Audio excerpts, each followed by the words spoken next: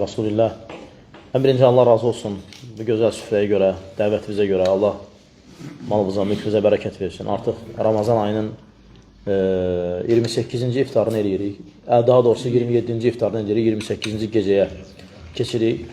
Bu Allah Taala'nın bizə verdiyi gözəl nemətlərdən biridir. Və biz bu nemətlərə görə də Allaha həmd edirik, xüsusi və şükür edirik. Və Allahdan istəyirik ki, Allah Taala davamlı etsin.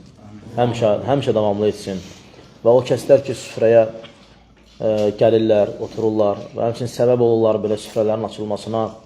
Allah Taala onlardan razı olsun və ən gözəl süfrə, ən gözəl oturulacaq süfrə elə iftar süfrəsidir. Peyğəmbərimiz sallallahu aleyhi və səlləm rəğbətləndirib iftar verməyə. Çünki xəbər verib ki, kim iftar versə, o iftarda yiyənlərin sayı qədər ona savab var. Və bu bizim üçün böyük bir qazanc yeridir. Savab qazanmaq istəyənlər üçün. Həm öz orucun, həmçinin başqalarının orucunun savabından azalmadan şərik olmaq onların oruclarına, şərik olmaq onların savablarına həqiqətən də bu gözəl bir ətadır Allah Taala tərəfindən. Və təbii ki, Allah ən çox verəndir. Allah Taala ən çox verəndir. Necə Osman radiyallahu anhu Mədinəyə öz mallarını gətirdiyi zaman tacirlər ondan o malları almaq istəyəndə toplam şəkildə, yəni topdan satış. Osman radiyallahu onlara vermədi. Dedi, daha çox verən var. Dedilər, 5 verək. Dedilər, yox. Dedi, daha çox verən var. Dedilər, 10 verək. Yəni 1-ə 10 dedilər, dedi, daha çox verən var. Sonra maraqlandılar ki, Osman, bizdən güclü tacirlər, bizdən varlı tacirlər yoxdur bu məmləkətdə, Mədinədə. Sənə kim diyor o çox verən? Hadi, al deyir ki, Allah, daha çox verən var. Allah Taala hər bir mükafatın, hər bir şeyin, əcrin, mükafatın qat-qat verəcək. Allah Taala buyurur ki, وَمَا تُقَدِّمُوا لِأَنْفُسِكُمْ Nəfsiniz üçün elə bir şey təqdim eləməyəcəksiniz ki, تَجِدُوهُ اِنْدَ اللّٰهِ Onu Allah qatında tapacaqsınız qiyamət günü. Yəni, görəcəksiniz ki, o gəldi. Bəlkə də sən fərqinə varmamışdın, kiçik baxmışdın, elə belə yüngül baxmışdın. Məsələn, bəzi qardaşlar indi görürük, bəziləri bir qabın içərisində məsələn, xurma gətirir, bəziləri bir qabın içərisində şirniyyat gətirir.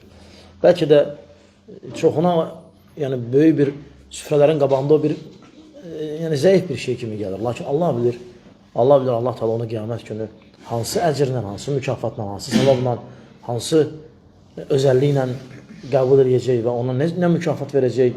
Ona görə nə gözəldir Allahla müamilə etmək, Allahla bu ticarəti eləmək və Allah Taala'dan mükafatın və əcrin istəmək.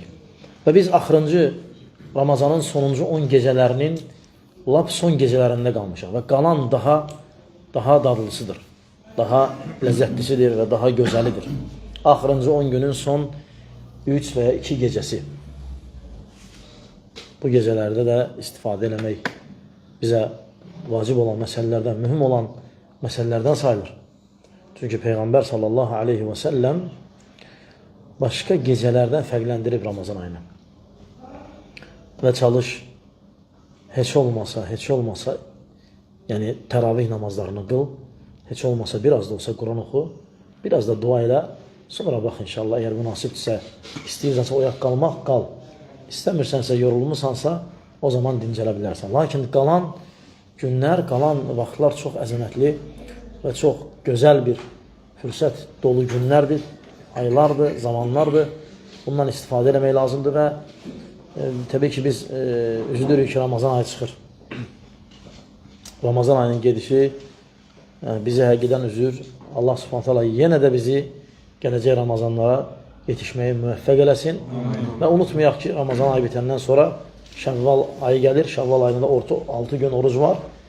Peyğəmbər sallallahu aleyhi ve sellem buyurur ki, kim Ramazan tutsa, sonra 6 gündə ona Şəvvaldan qaçsa, ona bir il, yəni bir ilin oruc sahabı yazılır. Bu da nə gözəl mükafatdır, nə gözəl neymətdir və Allahın rəhmətidir. Allah Taala həmçinin bizə Şəvval orucunu tutmağı belə asanlaşdırsın, müvəffəq etsin, müyəssər etsin.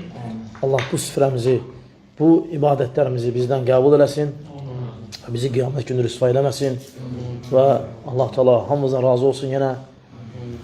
Allah Taala qəbul eləsin və Qədir gecəsinə çatdırsın bizi.